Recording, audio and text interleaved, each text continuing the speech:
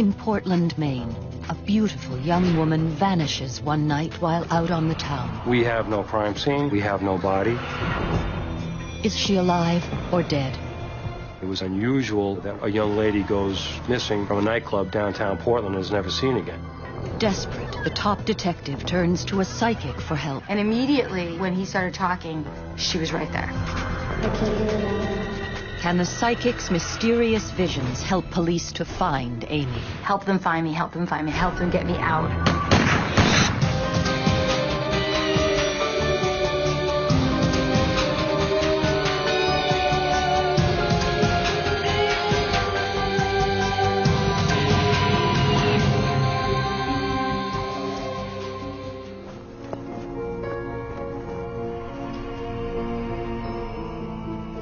Portland, Maine, a peaceful city in historic New England.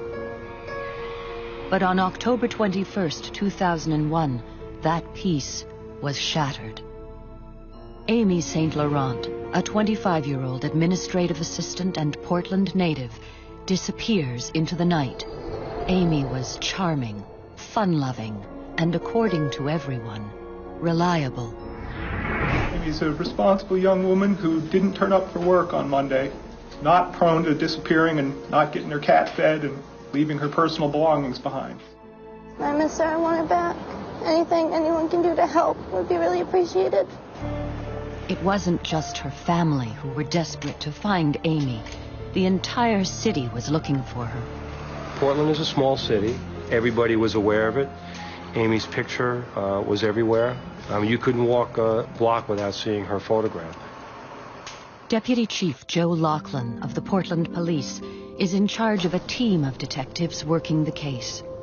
It was unusual that a young lady goes missing from a nightclub downtown Portland and is never seen again. I mean, she just basically disappears. And there are no answers. The public's demanding answers. And one of our best reporters went downtown, and the family was hanging up posters with her picture, and they were visibly distraught. And I think everybody just couldn't believe what was going on, and their hearts just went out to the family. What police know is that at the Pavilion nightclub, Amy became separated from her friend around midnight. Though he searches, he can't find her in the crowded club. Frustrated, he leaves. After that, she vanishes. Portland police continue their search for Amy St Laurent, the 25-year-old administrative... Lieutenant Laughlin is feeling the heat. He has to find Amy, but has few leads. And police are asking anyone with information to come forward. We had zip. We had nothing. We had some speculation, conjecture. We have no crime scene. We have no body. We have no physical evidence. 5 days after Amy disappeared, driving into police headquarters, Laughlin tunes in a voice on his car radio. Q97.9, this is Vicky Monroe with Spirit Messenger. It is a moment that will change the course of the investigation. Hi, Vicky. My name's Jackie. Hi, Jackie. Jackie, has your mother and father passed? Yes, both my parents are dead. At radio station Q97.9 in downtown Portland, psychic Vicky Monroe is hosting her weekly call-in show. She's helping listeners connect, so she says, with their dead loved ones. I see them very clearly defined. I hear them, and I also get a sensation of whatever they're feeling or how they might have passed. Your parents are both fine, alive and well, as they put it on the other side. Your mother says, though, that you were there when she passed? Actually, I was. And were you holding her hand? I was. And did you tell her it was okay to go? I did. Okay. So I was listening to the radio. I said, you know what? I'm going to call this woman when I get to work and see if she can tell me where Amy is. Can a psychic radio show host really help a cop find a missing woman? Why not? Why not? My frame of mind is perhaps this can trigger some thought process in me, some further inquiry to the detectives, some information that we may not have thought about. Joe Laughlin, I'm a lieutenant at the Portland Police Department. I'm wondering if perhaps you can help me with something. Have you heard of the Amy St Laurent case? Lieutenant Laughlin's phone call triggers an extraordinary reaction. I was shaking. I know that I started to cry. It was last seen at one of the nightclubs called the Pavilion. But I was just so stunned. shocked and really surprised because he's telling me about this missing person who then just starts to appear right in front of my face. There is a person coming in, and She came right through for me. Immediately, Vicky gets a powerful image of Amy. she's exclaiming that her name is Amy, gray sweatshirt, writing on the side. I kept asking her, what does that say? Wearing... And she said, Pratt Whitney. And that was where she worked at the time. Okay. For the psychic, it can mean only one thing. Okay. My first response was that sick feeling in my stomach always usually happens when I know somebody's passed away. So immediately there was a feeling of, or a sense of, this girl's passed. Monroe tells Lachlan Amy is dead. And then she goes a step farther. I knew this is a murder case. And he's really not prepared for what she tells him next. Okay, she keeps repeating, Amy's repeating JJJ. It was definitely the name of the man that killed me. In Portland, Maine, 25-year-old Amy St Laurent has been missing for 5 days. Is she alive? Has she been abducted? Where is she? The police are stumped.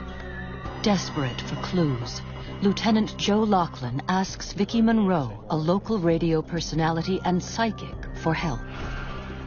Monroe has a terrifying vision of Amy. She's dead, the victim of a brutal murder, and something more. I saw Amy. She described the gentleman. His name is Jeff. It was definitely the name of the man that killed me. Jeff. That's what Amy's saying. And he killed her. She got into a vehicle with... New evidence has revealed that the last person to see Amy was a man by the name of Jeff Gorman. No one but the police has that information. I mean, it was uncanny. It was uncanny information, no doubt. It starts a conversation. It starts a dialogue. It starts rethinking. It starts discussion and argument, which is good for the case, because that's what we constantly do. Most cases start with a crime scene and some place to start. Here, we are trying to find a starting place. And ultimately, we found that starting place with Jeffrey Russell Gorman.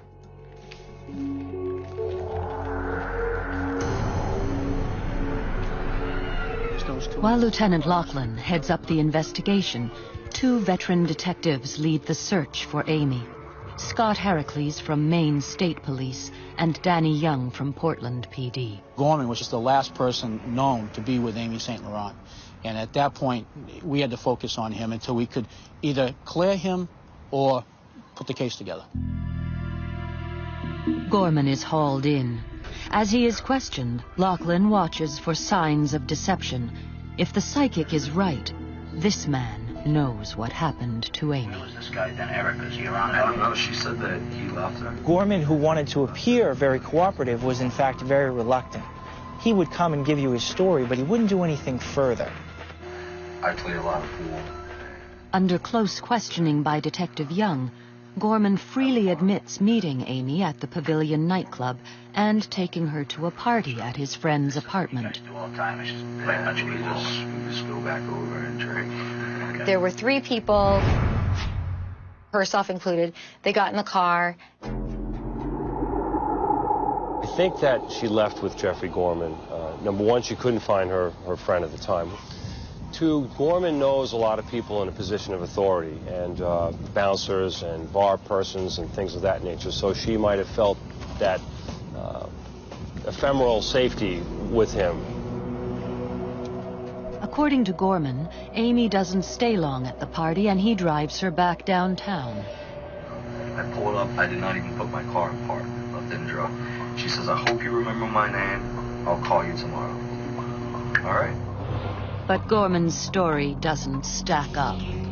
Across the street from the Pavilion is a jewelry store. So they had a video camera that basically shot out through the glass into the road. We knew what Gorman had for a car, so we looked at the tapes for that time period, and Gorman's car never appeared. So that clearly indicates to us that he's lying.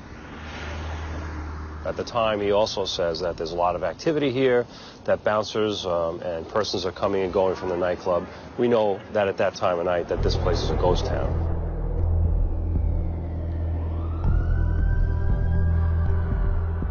Police dig into Gorman's background. They find a criminal history that stretches all the way to Florida. His record included a lot of misdemeanor crimes and thefts and crimes of dishonesty. Knowing his background, going into Florida and Alabama and talking to the individual detectives and people down there, and we got the picture of Russ Gorman, Jeffrey Gorman, as someone we didn't trust, and nothing that he said, nothing that he said we could verify. Yeah, they did. Before leaving, after leaving the pavilion. Gorman's suspicious behavior after the interview raises other red flags. He has a piece of crap car that he never cleans, that he's driving around in, that his friend said a couple of days earlier, why don't you clean this thing up? And he says, oh, it's a piece of junk. There's no sense cleaning this car up. And the day after Amy was missing, that car was cleaned up, and it was immaculate. He starts changing his appearance. He shaves his head. He gets body piercings and tattoos. He's making all sorts of inquiries about polygraph and dealing with the police. He refuses to cooperate with us. He was indicating all sorts of what we call post-offense behavior, and we start building a case, starting with the fact that he never dropped her off. So we've lost a little bit of time in there. I don't know where he went, what he was doing. Jeff Gorman is now suspect number 1 in the disappearance of Amy St Laurent, just as psychic Vicky Monroe predicted. I don't know if he was back. It was definitely Jeff. That is the name they had to go with. And I see it, yes, I see it. But the psychic has even more powerful visions. Amy is showing Vicky where they can find her. Then she shows me this area. It was wooded, very, very wooded. I can hear water. There's water. I could hear water. She also described that there was a house nearby that was significant to this Jeff person. I'm very near his home. Police know Jeff Gorman often stays at his mother's house, located outside Portland in a heavily wooded area. New evidence shows he was close by the night Amy disappeared. He was stopped by police for a broken headlight at 2:45 in the morning. He could only possibly travel in a small radius based on all the information that we had gathered. This isn't too far from where he was stopped. We established criteria for search areas. One of the areas is right near Gorman's mother's house, where he lived. We believe that Amy could be somewhere in that area. Could this area be the dense woodland Monroe sees in her visions?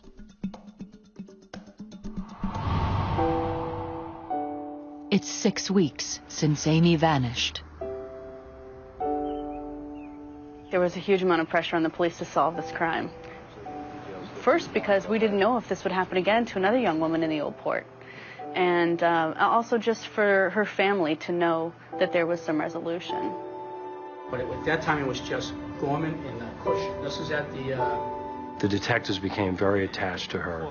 And in fact, at one point, because of who she was, they were referring to her as our Amy. Amy was too sweet a girl. She was too good a person.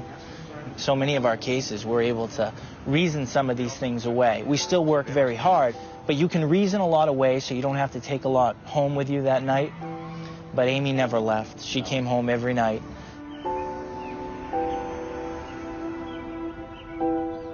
Lieutenant Laughlin actually asked me if I would speak to a woman named Diane Jenkins. Well, the names didn't match, so I honestly didn't know who that would be. And it ended up being Amy's mom. Diane came with me and she had a bag with her. And it contained a book and pictures. It was definitely confirmation for me that was Amy. That was the girl that I had seen. Mrs. Jenkins, what I do is I see people that have passed away, and I can see Amy, and she's right behind you. The vividness of Amy was very intense, and this time was going to show herself in complete form, right down to her tattoo and her sandals, so her mother would know, this is me. Don't even question this. This is me. She's wearing a gray... It was very important that I relay the message to her mother that I love you, you were a wonderful mother, you were all of these great things to me. I felt sad, but I also felt great relief in the respect that her mother knows at least this much, that she's okay and she's not suffering.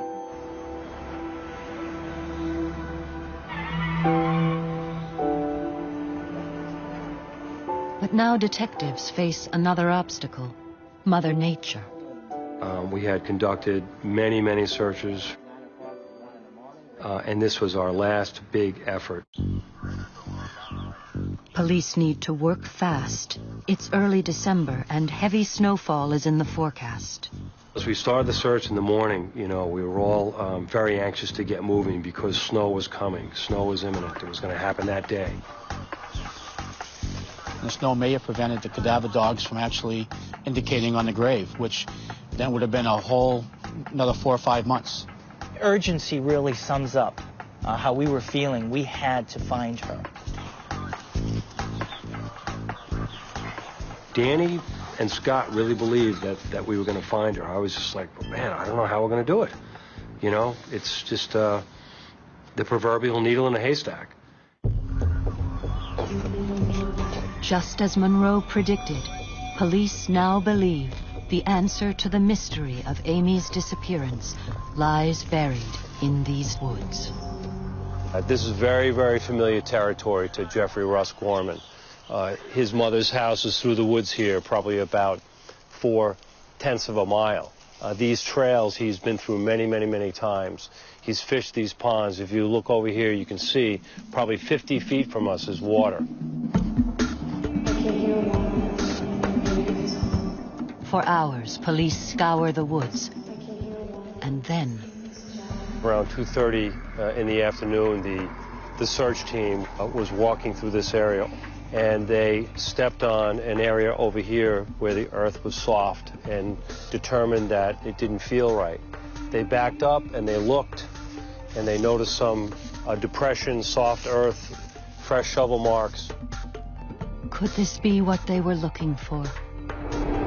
The dogs first come through here, and they go immediately to this pine tree here, and they alert on the pine tree. From here, they go to this area where there was a grave. Detective Young takes charge of the crime scene. I'd taken some tools from my vehicle and dug down a little bit and searched, and I could feel basically an arm, or I could feel skin underneath. The forensic dig continues late into the night. But is it Amy's body they have found? Has the psychic been right all along? You need to help me get out. Help them find me, help them find me, help them get me out. It's December 8th, 2001. For the past 6 weeks, finding Amy St Laurent has consumed the police in Portland, Maine. Amy is the type of daughter you'd be proud to have. And I had a daughter, Amy, the same age. It hit home, hit very close to home. Amy is the kind of victim, she's the kind of person we're supposed to protect. She's the reason we come to work. And we had to get it done for her. Now they may be close. Psychic Vicky Monroe described where to look for her body. I see a house, there's a house, there's water. I could hear water. It's Jeff. She also told police the name of the person responsible. The gentleman that did this to her was Jeff. Jeff Gorman is the chief suspect in the investigation, but the psychic knows even more. And then Amy told me that I'm under something. I can't get out. What does she mean? Police are about to find out. When we're doing the forensic exhumation, I do remember finding the piece of plywood, and what Vicky had told me resonated at that point, that she was under something.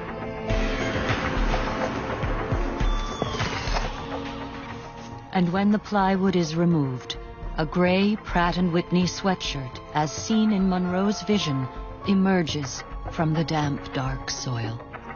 At that point, we knew that we had Amy. From the moment we confirmed, it was very surreal. We were on autopilot immediately. I don't think we needed to sleep again for a couple of days. It was invigorating and a little bit of relief. It's an emotional moment, a relief, and yet it confirms everyone's worst fear. I think probably the most difficult part of this case is the day we discovered Amy and finding her remains and going through the forensic dig and exhumation.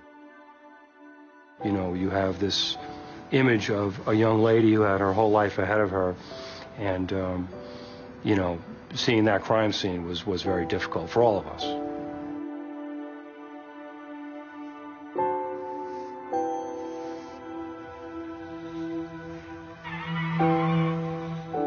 In the moments that we found her, we got our first snowstorm of the season. Leaving the site when the snow started coming down, and it was a substantial storm, too. We all were just amazed that if it was another day, we never would have found her. And Vicky Monroe had told me that she would be found before the first snow. And I could see it on television, where they had found Amy and what she was wearing. I do this for a living. This shouldn't be a shock. I thought, oh my God. How could Vicky Monroe have known so much about this terrible case? Did the spirit of Amy really tell her? Vicky said Amy had been murdered. She said the killer was named Jeff. She predicted he buried Amy under something near water close to a familiar house. She even knew about the gray sweatshirt. I don't know how she could possibly have known any of this information. I don't know if it's just something that I carried with me since I was born. Some people will say I'm cursed, and I say no. This isn't a curse. I feel blessed. I can't explain it. I think human beings have sixth senses, or I know that I watch detectives develop another sense, another level of intellect or observation, and perhaps that's true. Whatever the truth behind Monroe's extraordinary insights, the information she passed to police played an important role in finding Amy and her killer. I think the biggest impact that her statements had on the investigation is that it stimulates conversation, it stimulates discussion, and that begets other information. One day after Amy is found, police arrest Jeffrey Gorman and charge him with first-degree murder. At his trial, the terrible details of Amy's last night alive are revealed. We will not know precisely what happened that night, but we believe that the assault started in the car. After leaving the party, Gorman stops and forces himself on Amy. She resists, and he brutally assaults her. He then takes a gun out and brings her to familiar ground. I believe Amy was taken up this road by force. Hidden in the forest, under the cover of night, Gorman assaults and rapes Amy. Then, by a pine tree, he shoots her in the head. 2 days later, he returns to bury her next to the pond, covered by a cheap piece of plywood. I often tell people that this is an unbelievable case. It was an unbelievable experience. It takes a lot out of you and pushes you against the wall. And I don't know how many times you can really handle that in a career, a case like this, one that you cannot afford to lose. And there's no doubt in my mind that this man would kill again. This guy is serial sexual homicide. In court, Gorman's own dark words finally seal his fate. Prosecutors present a recording of Gorman's mother admitting to police that her son had confessed to her that he killed Amy. A brutal killer is found guilty and sentenced to 60 years in prison for the murder of Amy St Laurent. Now that we have Jeffrey Russ Gorman behind bars, he will never be able to kill again. And this, to me, is sacred ground.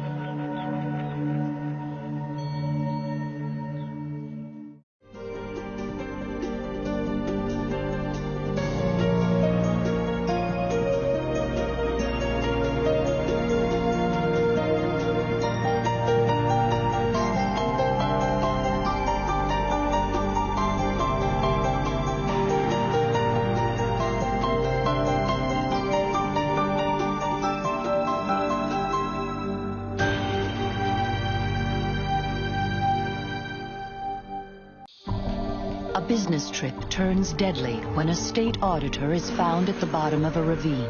Somebody was mad and they took it out on this victim before they actually executed him. We all knew that foul play had occurred. There's a killer on the loose and police have little to go on. Well, we didn't have any blood evidence. We didn't have any fingerprints. Until a psychic breathes new life into the case. I'm seeing the murderer now. Oh my God, he's so dangerous. But are her visions enough to catch a killer in a lie? We knew that we were only going to get one chance to speak with Eugene Moore. And will a psychic's chilling premonition come true? You won't take him alive.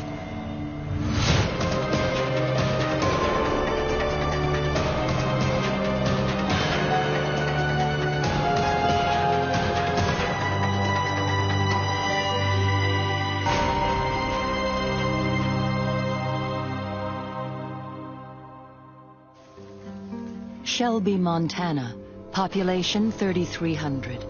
Part of the Montana High Line, stretching 650 miles from North Dakota to the Idaho border. It's a crossroads where Highway 2 and Interstate 13 meet, a transient place. The last stop for truckers and trains heading to Canada. On the morning of November 13th, 1989, 40-year-old state tax auditor Walter Sullivan left his home in Great Falls and made the 45-mile drive to Shelby for a business trip. He never returned. Walt was one of the field representatives who worked out in the field, working with employers, collecting taxes, making sure that employers were reporting properly. Sue Moore worked alongside Walter for 13 years. He was a dedicated employee who had worked for the state for more than 18 years. When Walter fails to show up for 2 of his appointments, his co-workers begin to worry. I called the governor's office. I will never forget this. Whoever his chief of staff or whoever the person was that I talked to said, he'll show up when he sobers up. And I almost dropped the phone. I said, you got this all wrong. Their indifference angered Sue. She knew Walt to be a family man. He'd married his high school sweetheart and was the proud father of 2 boys. It would take 24 hours for Shelby police to issue a missing persons report for 40-year-old Walter Sullivan. We began backtracking every place that Mr. Sullivan had went. Dave Robbins was the Shelby County investigator on the case. He learns that Walter had 3 appointments the day he went missing and only made it to 1. We're suspecting that the last person that talked to him was Gene Moore. Eugene Moore owned and operated a truck stop in Shelby. When police contact him, he says he did meet with Walter and that he left the same day. A week goes by, and Walter's disappearance is big news. The whole town is talking. We start hearing that he was here, he was there, he's turning up all over town at certain times of the day. And I knew Walt really, really well, and the idea that he was off gallivanting and sporting about somewhere was just nuts. Just nuts. And of course, a horrible, horrible insult to his family. We were developing information because we were hoping beyond hope that this man would turn up safe and alive someplace.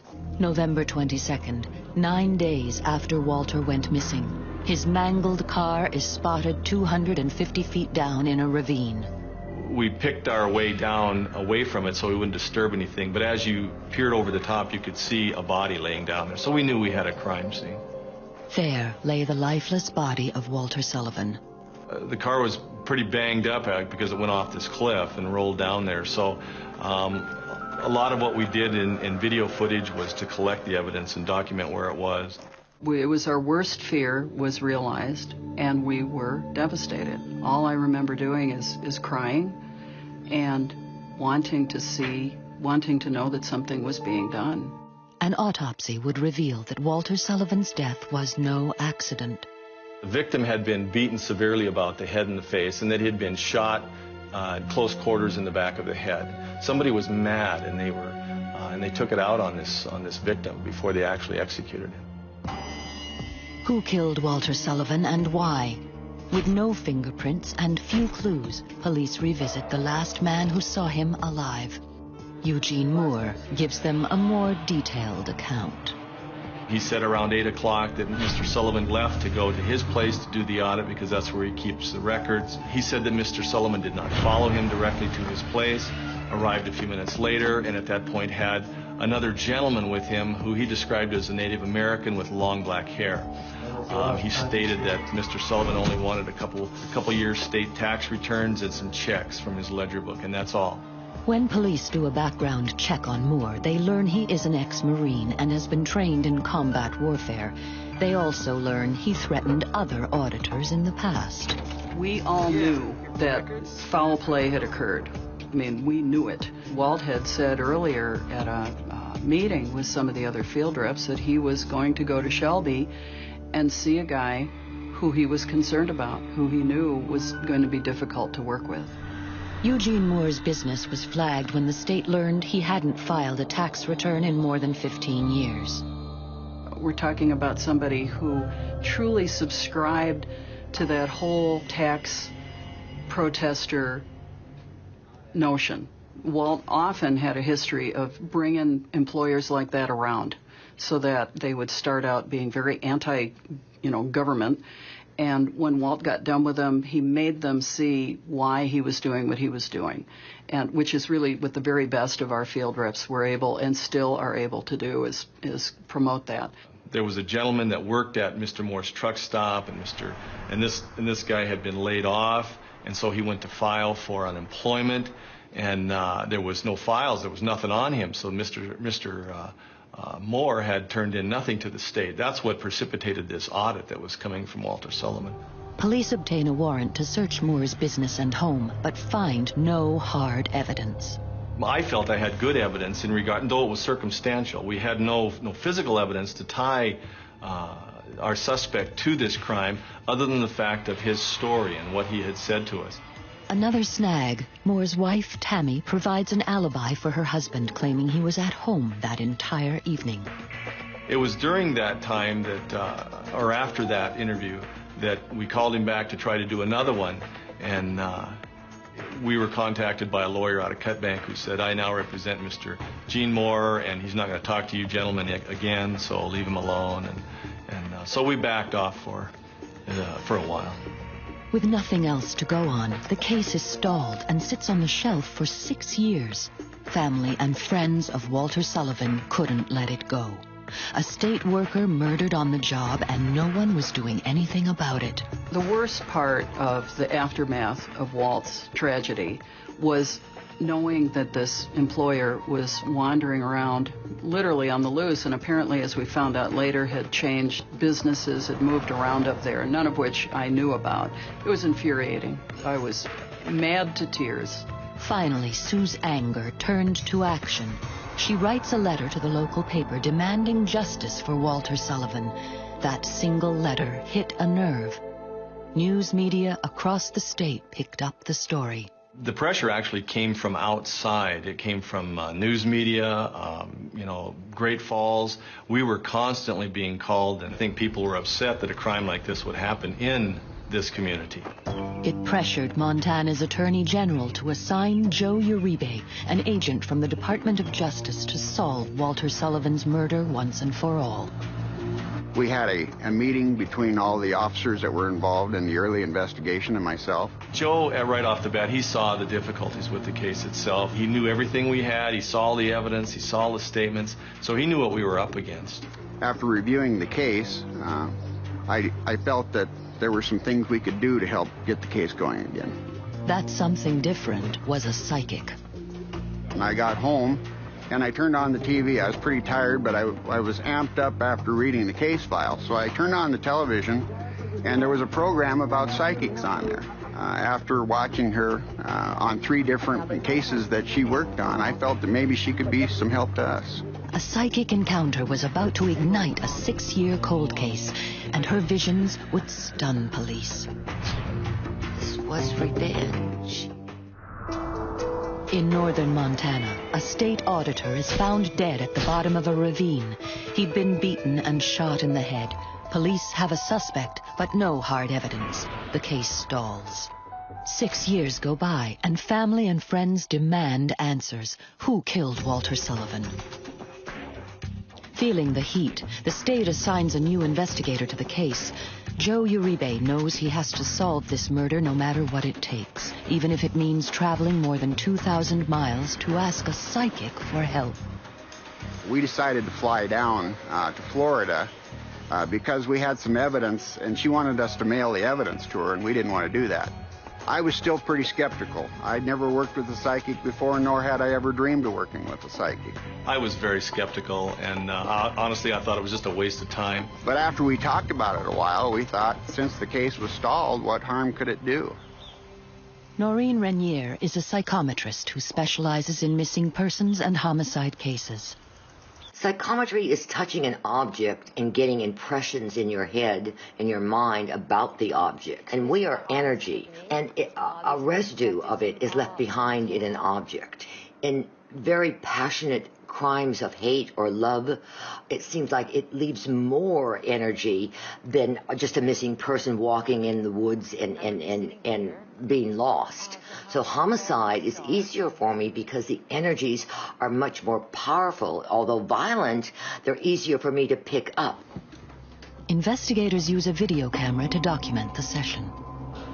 Give me the first name of the victim, and then what I'm going to do is just very briefly describe the victim, just enough so you know I'm in tune to it. In our case, we brought several pieces of clothing, and we even brought the bullet that was in the victim's head. I remember touching the items, the clothing, and I got a picture of the victim. Okay, feel facial hair. She told us that she could see the victim and that he had facial hair. Walter Sullivan had a beard.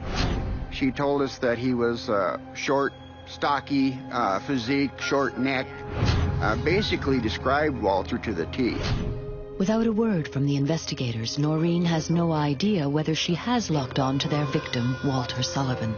I'm sure that they thought it was a more scientific process if they didn't react, but somehow I needed that little bit of feedback, but I kept going without any feedback.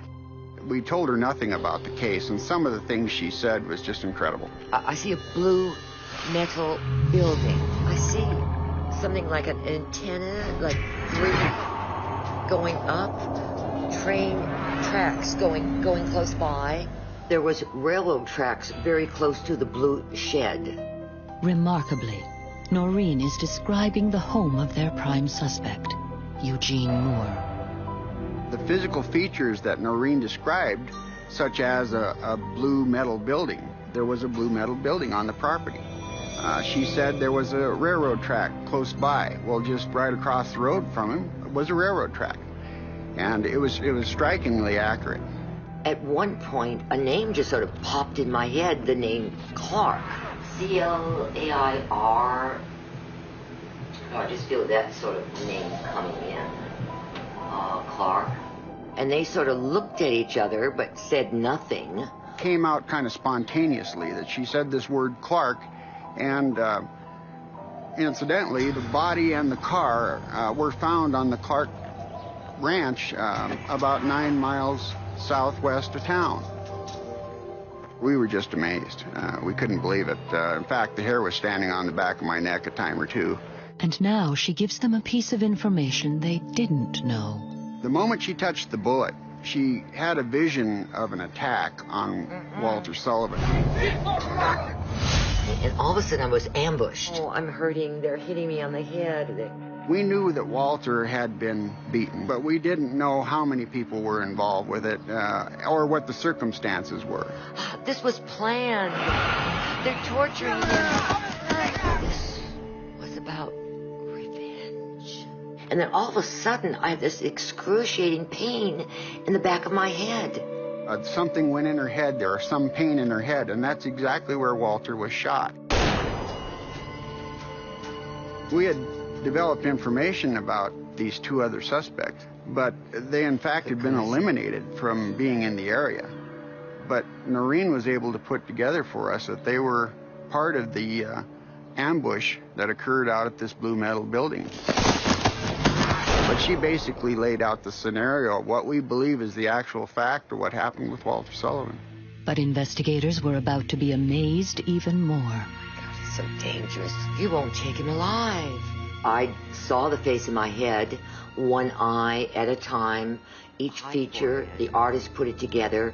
Eyebrows more close to the eyes. So we had two faces for them. One is a male and one was a female. She provided information to her artist, which very accurately depicted our main suspect and his wife. They again looked at each other, thanked me, packed up their stuff, and left. Again, no feedback on how well I did or how badly I did. No grades were given. What Noreen didn't know was that her visions gave police new reason to go back to their prime suspect, Eugene Moore. For me, it brought all of the elements together, and I knew at that point that we had the right man. We'd done intensive homework. We went back step by step through his statement, and we reviewed everything he told us, and we went out to look to see if this is true or not true. Uribe visits Moore at his truck stop and tells him he is with the Attorney General's office. He says he's there to close the Walter Sullivan case once and for all and wants to hear Moore's side of the story. He opened up just like a flower and said, well, absolutely. I've been waiting to talk to somebody. I have a lot of things that I want to say.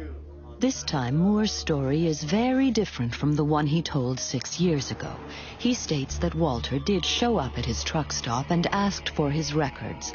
Moore told Sullivan they were in the blue building and that he should get them himself. He then says he never saw Sullivan again. And here he comes out with an entirely different set of information, a whole different story. And, of course, it was contrary to everything he told us back in 1989. Back in 1989, Moore claimed that he met Walter at his home and that he noticed a Native American in his car. He personally handed Walter his records and watched them both drive away. It's typical when a person is lying to you, a year later or 2 years later, whatever, they don't remember their lies. Everybody remembers the truth, but you can't remember when you lie. Uribe decides to take a chance.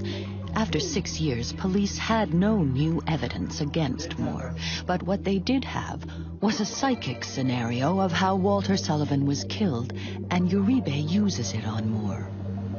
On the morning of November 13th, 1989, Walter Sullivan meets Eugene Moore at his house to discuss his taxes. Sullivan follows Moore towards his blue shed. It's there that he's ambushed by Moore and 2 other men. They stuff Sullivan's body into the trunk of his own car, drive 9 miles, and push it off the side of Clark Road, where it drops 250 feet down into a ravine. Moore had no idea what we knew, and that worked very well for us, because it acted like we had the details of what actually happened on the day of the murder. And the more we got into it, the more broken down he became. Incredibly, the psychic's version of the crime was true enough to convince Moore to break down and confess. You could just see an emotional change on his face. After 6 years, police finally have a confession. But do they have their man? He went from a very positive, hey, I have something to say here and I want the world to know I didn't do this and here's why. But as we broke him down and as we showed all the discrepancies, you could just see him kind of shirk and shrink in his chair. And then he began to come around to the point where he wanted to, hey, if I confess to this, what's going to happen to me? And then he started trying to make arrangements or cut a deal with us right on the spot to determine how many years in prison he was going to get. He had told us he didn't want to go to prison and that we'd never take him alive. A psychic's vision is about to go unheeded. You won't take him alive. A Montana state auditor is found dead near the small town of Shelby. After 6 years, a co-worker's letter would make state headlines and puts investigator Joe Uribe under the gun to solve the crime. With no new leads, Uribe asks a psychic for help. Her visions of the crime send the police back to their prime suspect. When confronted, he confesses. His story finally crumbled right before his eyes. He broke down. At last, police have Eugene Moore exactly where they want him. But instead of taking him into custody, police decide to follow protocol and let him go. Our Attorney General instructed us not to arrest him because it had been so long since the murder. We wanted to put it into a warrant of arrest with a information that we would file with the judge and let a judge determine, based on the information we had, whether or not there was enough grounds or probable cause to go ahead and make the arrest. It was a costly mistake, one that the psychic had predicted. He's so dangerous. You won't take him alive. He had told us he didn't want to go to prison and that we'd never take him alive. And once he walked out that door, I knew he'd made a big mistake. When police return the next day with an arrest warrant, Eugene Moore is gone. He's spotted heading towards the Canadian border. We knew he had a handgun and we knew he had a rifle. And we felt at that point that it was very dangerous. But we had to stop him. We called ahead and radioed ahead and had additional forces come in, and they used stop sticks, which are devices that are used to blow out the tires on a vehicle. And we had them deployed in such a manner that we got his tires flattened. And in the event of that, he even still went 1.5 miles after his tires went down because he didn't want to stop. Police do all they can to stop Moore, and when they finally do, he tries to shoot himself, fails, and turns his gun on police. Several shots were exchanged. 2 officers were shot before Mr. Moore was in fact shot and killed. Noreen's premonition was right. Police would never take Eugene Moore alive. Officials say it began when they tried to arrest Eugene Moore for a 1989 murder. But minutes later, deputies found themselves on a chase. Moore led them down this road, and that is apparently when the gunfire broke out. We didn't want him to kill himself or get shot. We wanted him to go to prison. Being these anti-government leanings that he had, didn't feel that he owed the government anything. He's a businessman, and in fact hadn't paid taxes in years. Eugene Moore's death meant there would be no justice for Walter Sullivan. Any evidence of Moore's accomplices died with him. All the evidence that we had, nothing could be corroborated. As far as his involvement went, and especially any closure for the victim's family in a court case at all. We should never have allowed him to get away from us. We should have arrested him on the spot. Looking back on it all, that probably was the biggest mistake in my career. But there's no mistaking that a psychic's vision helped police to force a killer's hand. The thing that Noreen Rainier did for us is, police work, we did all the basics. We went back and did all the groundwork. And all the elements were there, but there just wasn't quite enough to make the arrest. I think I gave them more ammunition and more confidence about what really happened, so when they confronted the murderer, they could bring these things out by my clues, my information, my seeing what happened to Walter and how he was killed. I, as an investigator, would not discount any information from any source. You get it, you filter it. If it's of use, you use it, you run with it. And that's the way I view the psychic. I think I'm accurate in all my cases. Never 100%. Nothing is ever 100%, even in this reality. In the psychic world, of course it's not. But I felt very accurate. I felt the pictures were coming. I was seeing clearly. I felt I did my job, and I think I did it well. I don't feel I solve crimes. I think I'm just a small part in helping it come to a successful conclusion. Sue Moore's efforts to convince the state to reinvestigate would bring Walter's killer down and change the way the state of Montana did business. Field reps now carry cell phones, are much better about documenting where they are and how long they're going to be. And frankly, if there's any question at all, they subpoena the employer into the sheriff's office. Walt was a tough guy, and he believed he could handle his job. I mean, the reason he asked to be moved out to the field from being a computer guy was he really wanted to work with employers. He had a great talent and skill for it. For me, that was really the great tragedy of Walt's story, was this guy who loved his job, loved what he did, cared so much about providing a good service as a state employee, was not served well, in my opinion, during that time.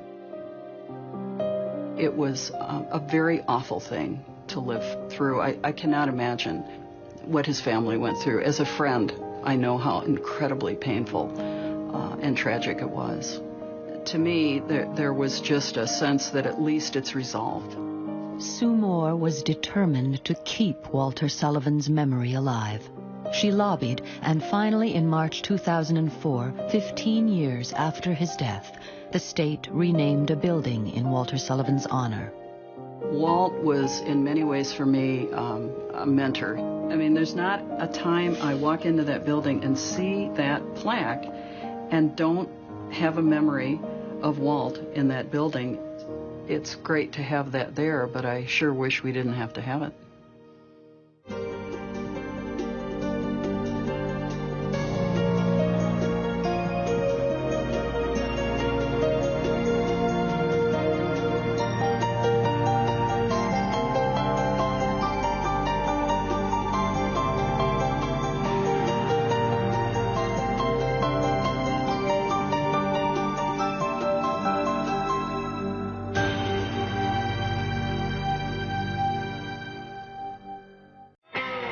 In Memphis, Tennessee, someone is killing prostitutes.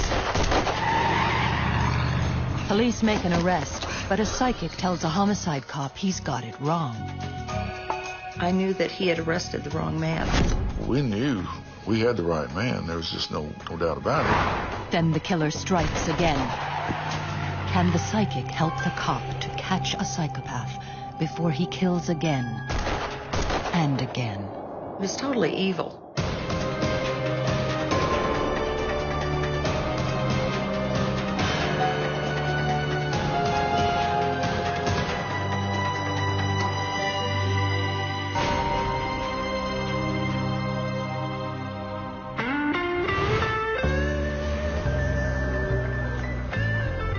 Perched on the banks of the Mississippi and home to the blues and rock and roll, where Elvis lived and died.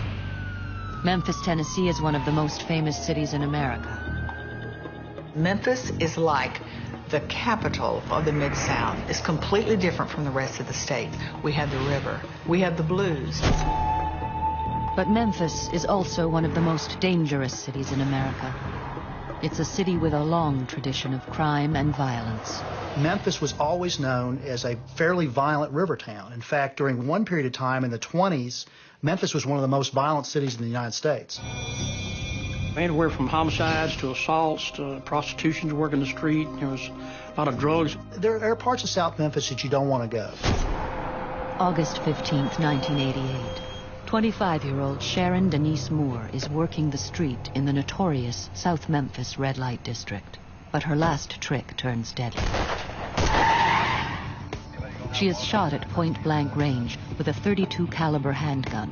It's the 95th murder in Memphis that year. It doesn't take homicide detectives long to line up a prime suspect. Two witnesses finger a man named Larry Ward. They had canvassed the area and sent some people back out to where he had been, and actually had statements from two witnesses who basically tied him to the victim prior to her death. And he left with her and came back by himself and had a pistol. Cops soon track Ward down and corner him close to the scene of the crime. After a brief chase, he is quickly arrested. They felt that they had a pretty good case on him, and that's the reason he was charged. The very next day, however, the routine homicide takes a bizarre twist. Carol Pate, a psychic visiting Memphis on vacation, has an unexpected and disturbing vision about the murder, even though that murder has not been made public. I got a vision, intuitive knowledge, if you will, that there was a serial murderer on the loose in Memphis. Hi, I'm looking for Captain. She immediately calls Captain Ken East of the homicide squad. A lot of police departments really don't like to get involved with psychics, but I've always been open-minded. I told him that I had this vision of this serial murderer and that he was stalking and pursuing prostitutes and shooting them. And I told him I had references with other police departments, and if he felt that what I was giving him was important, I'd like to meet with him. There's no reason not to respond to her as long as she seemed like she was on the up and up. Carol Pate uses a technique known as psychometry to connect with her paranormal subjects. An actual photograph of a crime scene contains the signature frequency of both the victim and the murderer. When she touches it, she says she can tune in like a radio to receive information.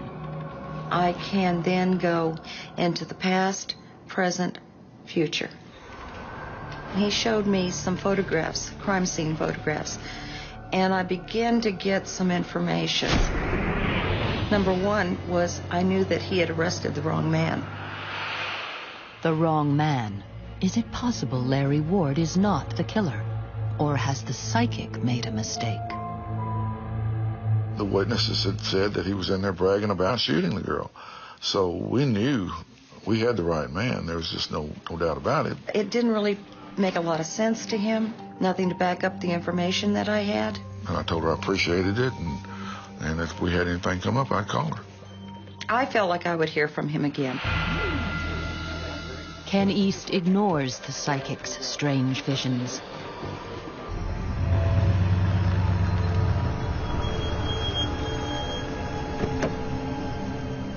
Six weeks later, another prostitute is murdered. She's shot with the same type of gun as the first victim. Police immediately suspect Larry Ward, who had been released on bail until his trial. He'd been out for 3 days, so we picked him up again. But the cops are wrong. Ward surprises them with a solid alibi. At the time of the second murder, he was in a restaurant miles away. A dozen witnesses back up his story.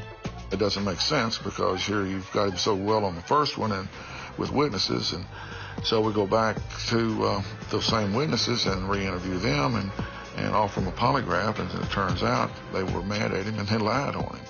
Ken East's open and shut case is suddenly blown wide open. We were at the dead end. It was block 1, start all over. Carol Pate was right after all. So I picked up the phone, called her, and I said, well, our case kind of fell through. It was in fact true that he had the wrong man. 2 murders, and Memphis homicide has no suspects. Now Carol Pate makes a chilling prediction. This was a serial murder. This was not going to be 1 or 2. It was going to be more. This time, will the police listen? In South Memphis, 2 prostitutes have been shot dead. Police arrest a suspect, Larry Ward. But psychic Carol Pate tells a homicide detective he's made a mistake. Further investigation proves she's right. It was in fact true that he had the wrong man in custody. Now, desperate to catch a killer who had already struck twice, and with nothing to lose, Captain Ken East reconnects with the psychic.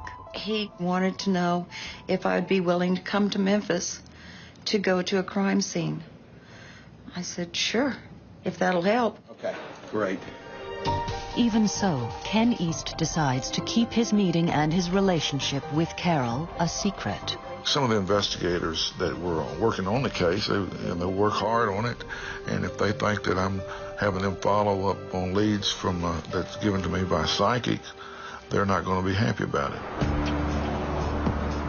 Ken and Carol meet at the scene of the second murder. 28-year-old Laria Ann DeBerry had been shot twice. The bullets confirm she had been shot with the same gun as Sharon Moore. But who pulled the trigger? Can the psychic help the detective? Okay.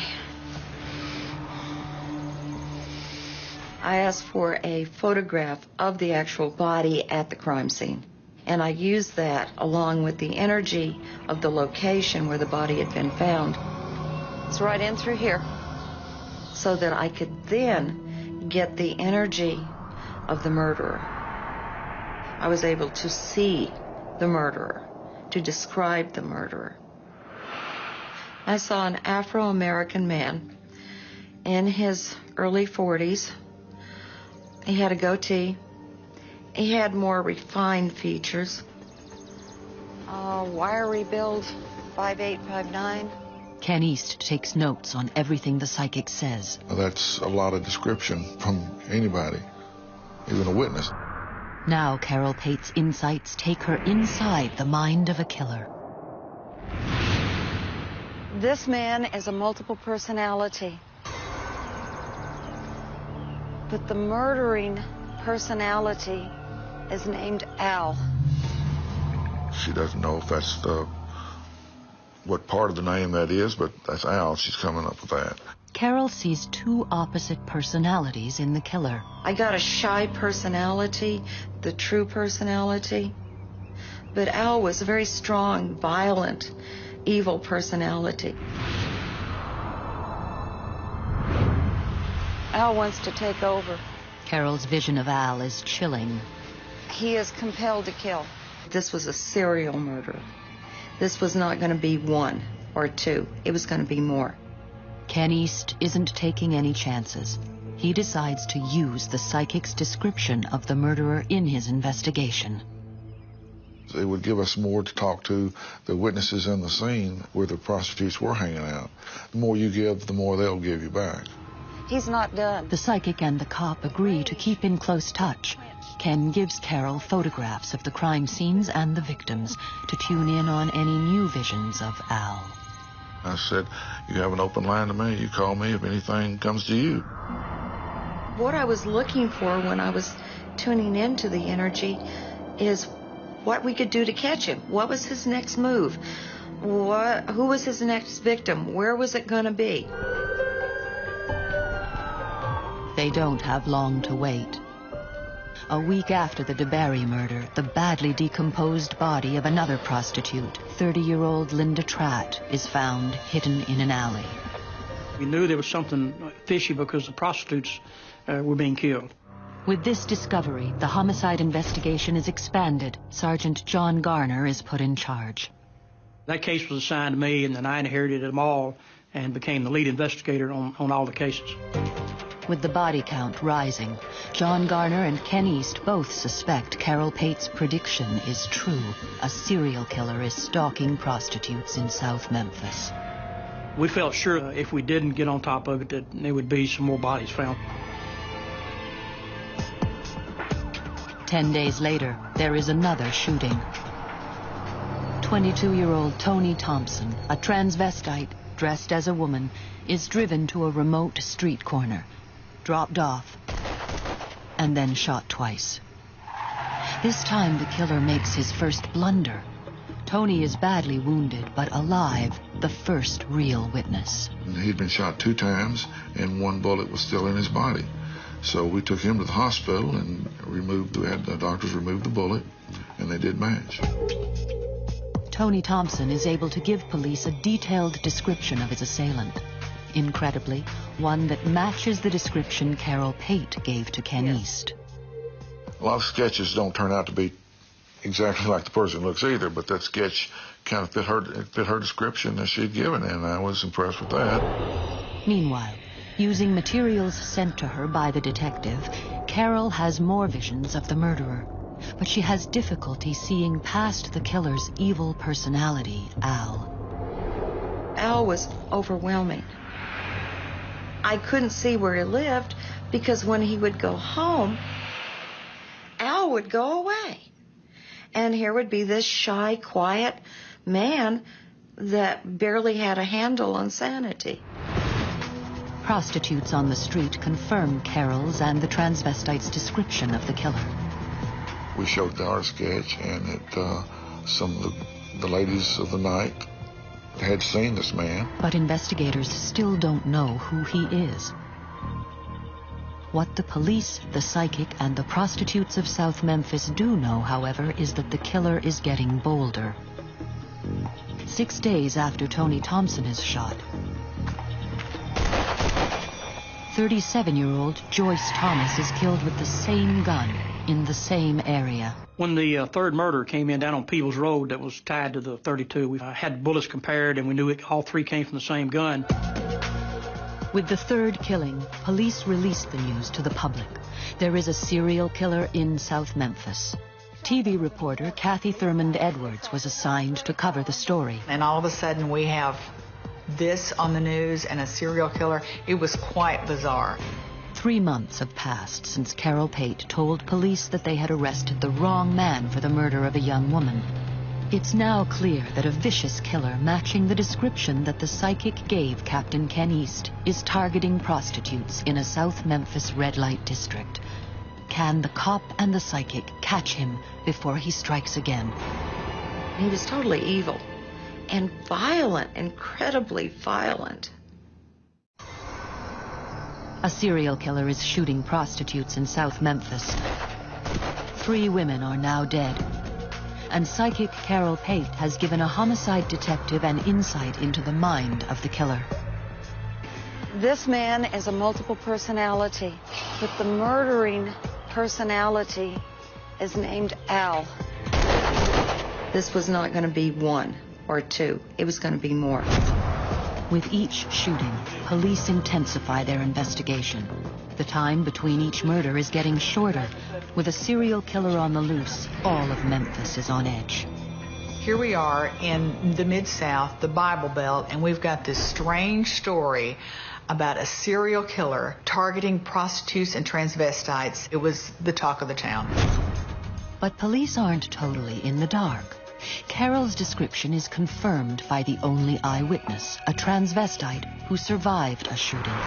He also gives police another lead, a vague description of the killer's small gray car. This also fits with what detectives have been hearing on the street. Anybody talking to prostitutes on the street? Have you had any trouble? And yeah, I had trouble with a male black, and he was driving a gray car. And so we knew we'd kind of narrowed down to the small gray car point. Back at her home, Carol has another psychic vision. Hi, this is Carol Pate. The psychic calls Captain Ken East with new information. She feels that the killer is about to murder again, but there is a twist. I saw into the future that his next victim was going to be at a stone church in that area where the other murders had occurred. I didn't think we could stop the murder, but I knew that he could be captured because of the stone church. We have several that fit that description, and they were downtown area. We passed this information on to the Uniform Patrol and the Vice Squad and told them to be on the lookout. Armed with the information, police step up patrols in the area. But despite that increased presence, the very next night the killer strikes again. He shoots another transvestite, 30-year-old Mark Eric Lewis, near the Claiborne Temple, the oldest and biggest stone church in Memphis, just as the psychic had predicted. But again, he only wounds his victim, and Lewis is able to run for his life and call for help. The next day, Lewis relives his ordeal to reporter Kathy Thurmond Edwards. All I could see was fire. And I said, "Oh, you shot me." He said, "Shut up." And I went to reach and grab him. I remember pushing him, because I pushed him, he fell back. That's how I got the second shot hit me in the neck. Finally, police get a big break. An officer in the area spotted a small gray car leaving the scene of the crime. Lieutenant Ralph Roby, who was a night detective lieutenant, was en route to the scene of where Lewis was shot, and he saw a small gray car in the area and just jotted down the tag number. When we came into work that morning at 8 o'clock, he was getting off. He came by homicide and said, "I saw this last night. It may be of help, may not." And we ran the license number and found out that it belonged to James Barnes. James Barnes is a 44-year-old delivery man who lives and works in South Memphis. And so we go to their house and talk to his wife, Diane, and she said that her husband's been driving the car and been going out at night and that kind of thing. And so we still didn't have as much evidence as we really liked, so we decided to set up a surveillance on him. The theory was that if he leaves the house, goes to a prostitute area to pick a prostitute up, take him down in hopes of finding the weapon. If you don't have the weapon, at least we can talk to him and maybe get him to confess to it, basically. The very next night, James Barnes drives back into the red light district of South Memphis. Homicide detectives follow him closely. And what we're trying to do is follow him to the crime scene areas in that area part of town. And he did, in fact, go there. Well, they tried to stop him at that point because we didn't want anybody else to get hurt. He's stopped in front of the Lorraine Motel, the site of Martin Luther King's assassination 20 years earlier. Barnes tries to escape, but detectives are right behind him. Finally, he's cornered, and police arrest James Barnes. At daylight, the investigating detectives went back out on the scene and did find a gun, and it was a .32 caliber. The gun found at the scene of the arrest is confirmed to be the same one that killed and wounded all of the prostitutes. With James Barnes in custody, questions still remain. What motivated his killing spree? And is Carol Pate's prediction that he suffers from a split personality correct? We came down to interview him in the homicide office, and then at one point he wanted us to handcuff him. We basically said, "What's going on with you, Barnes?" And he said, "I'm not him. My name's Al." The psychic was right. Al was behind the killings. Al wanted Barnes to kill his wife and children, and he would argue with him, and every time he wanted that to happen, that's when he would go out and pick up a prostitute and commit a murder to satisfy Al. How could the psychic have known about the evil personality called Al locked inside the killer's head? You've got to be impressed with the name Al when he's sitting there during the interrogation and he starts acting crazy and asks you to handcuff him so that he won't hurt you or himself. Barnes was in there, but I could barely feel him, and I felt a reluctancy from him to do what was happening. But Al was overwhelming. But the psychic has even more information. 2 weeks after Barnes is arrested, Carol Pate calls Ken East back with a vision. Ken, I think I have some more information for you. I saw that he had taken clothing of another victim and had left it on the banks of the Mississippi. It's between a church, a small church, and the old bridge. Of course, I had no recourse but to send somebody out there. At that point, after I've been dealing with her so long, I had no reason not to. After a search, a detective finds blood-stained clothes exactly where the psychic said they would be. A few days later, the clothes are identified as belonging to Linda Tratt, whose decomposed body had been found 4 weeks earlier. We were all very impressed that we found what we found. There's just one more thing that was tied together as evidence. But the bullet that killed Linda Tratt was never found, so Barnes can't be charged with her murder.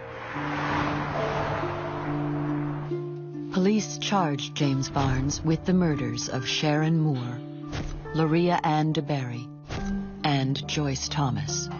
District Attorney John Campbell prosecutes Barnes in court. You can be a multiple personality and not be insane. If the personality that's controlling you at that particular time knows the difference between right and wrong, he's competent. Barnes eventually pleads guilty to all 3 murders. Today, he is being held in a prison hospital where he will remain for the rest of his life. In this remarkable case, psychic Carol Pate was right about almost every detail. The police did arrest the wrong man. She provided an accurate description of the killer. Wiry build, 5'8", 5'9". She knew he had multiple personalities and that the personality behind the killings was named Al. And she predicted that he would be caught near a stone church. She even made a believer out of Captain Ken East. So anytime that you get information that's from somebody that has no reason to know it, and then you find the information is in fact true, you have to be impressed with that. Carol Pate's uncanny psychic visions undoubtedly helped a cop catch a killer who had terrorized Memphis for months. I wanted him caught. That was the important thing. He had to be stopped.